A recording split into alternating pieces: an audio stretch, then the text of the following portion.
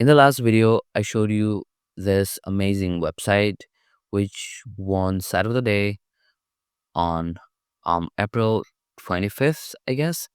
So in this video, I'm going to be showing you another cool animation that I found in this website. So here, this is apparently their works page, and we have a bunch of images and some text up top, the navigation, CTA, um, the heading for the specific page. Is scroll down to explore stuff, which apparently shows you how far you have scrolled through, and then the next upcoming pages, I believe. So as you start scrolling, instead of moving vertically, we have this cool horizontal scrolling effect, which is pretty nice and so smooth. And then as you scroll, we get this value getting changed as to how far you've scrolled through the site. So this is like a really cool effect, and I thought it'd be really amazing to teach you guys how to build something similar. So this is what I came up with. It's sort of same. I got these images from O architecture, so nothing here is mine. So obviously everything is there. So I just copied the images just for the tutorial purpose. And yeah, so we have these images, and when you start scrolling, we get similar scrolling experience. And here underneath, you can see that we get the actual scroll down value as well. So this is what we're going to be building in this video. The source code of this, as well as the live deployed site, is in the description. I made sure that this is responsive, so you get the same effect also on mobile devices as well. So yeah, that's what we're going to be building in this video. If you're new to the channel, if you haven't subscribed yet, make sure to subscribe, since we're really close to hitting 5,000 subscribers. It would mean a lot if you share this video to your fellow developer friends, if you comment down, which would help me reach wider audience. So yeah, with that being said, let's get started and let's learn to build this amazing horizontal scroll effect. So here I am in my index.html file where I have a bunch of stuff. I have styling, the HTML, and then also the CDNs for GSAP, ScrollTrigger, and Lenis. And this is how it renders on the browser. So first, let me show you what we have in the HTML.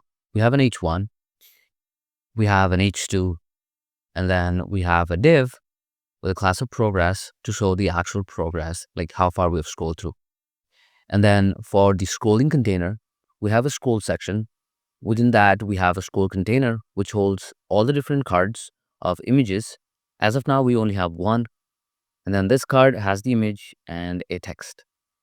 Now for the images and the text, I just copied it from the inspired site, which is O architecture, the link to the site, as well as the deployed, and the source code is in the description, so you guys can go and check those out. So that's basically it for the HTML. Now, as for the styling, there's nothing too crazy. We just have everything as position fixed, since we're going to be having scroll. So when we scroll, we don't want any content that's going to be underneath the scrolling container to flow up and be visible on the screen. So we just have this take position fix, just so everything is in the viewport, and then as you scroll, all the other stuff remain as where they are, and then they don't move up or down. So that's basically it. So we have the H1 as position fixed, and since it's placed up top left, so we have top and left. H2, which is placed bottom left, so we have position fixed and then bottom left. And then the progress is on bottom right, so we have bottom right and then position fixed. Now as for the scroll section, we have given the scroll section as position fixed. The width is 100%, meaning take whatever is the size of the container, I mean of the parent. The height is 100 viewport height, meaning take the entire screen size vertically, and then we've just placed it at top 0, left 0. That's basically it for the styling. The card is pretty basic. We have a width, we have the image, and we have this for the paragraph. That's basically it. And then the scroll container has display flex, align items as flex end. The width of the container is dynamic, so we have width as width content. So meaning that whatever content you have within, that's the width of the scroll container. We have a margin top, some padding on the left and right. That's basically it. And then some media query to make it responsive on tablets and on mobile devices. That's basically it for the HTML and CSS. So I'm just going to be pasting in the other cards just to fill in the site. And so this is what we have. Now you might have also noticed that I've removed all these scroll bars. So for that, what I've done is I've just added overflow as hidden, since this is really necessary, since we don't want these, the content to overflow and then show up the scroll bars. So you need to add overflow hidden to the body. And I've also added the overflow hidden to, I think, the container. Wait. Oh no, I guess it's just the body. All right. Yeah. So it's just the body. So I've just added overflow hidden. Oh, also has the scroll section as well. So in the scroll section as well, I've added overflow hidden. So these two you can add, but make sure to add overflow hidden on the body, even if you don't add on the scroll section. So that's basically it. So now let's start with the JavaScript. So for the JavaScript, the first thing that you want to do is always when you add GSAP, ScrollTrigger, and all that stuff, make sure to add all the stuff inside the event listener of DOM content loaded. Because if the content of your site is not loaded and you're trying to add GSAP and all the different animations, now if you have some complex animations that are based off some calculations of the elements that get rendered after you load, those won't be accurate, and then your animation won't be accurate as you want it to be. So make sure to always add GSAP and other animations and stuff inside of the event listener DOM content loaded. So for that, we have document.addEventListener, DOM content loaded. With that, the first thing that I'm going to be doing is pasting in Lenis's code just to have the smooth scrolling experience. So I've just pasted it from the Lenis's website, nothing too crazy. It's pretty simple, so you can just copy and paste. It just binds Lenis with ScrollTrigger just so that when you scroll, you have the smooth experience. So that's basically it for the Lenis. Let's save. And now when I scroll, nothing actually works because we have scroll as hidden, so we can't really scroll. So now let's start with the actual stuff that will make it actually scroll horizontally. So we need three things from the HTML. First is the scroll container, which has all the different cards, the section which holds the actual container, and then the progress amount, which is how far you have scrolled through.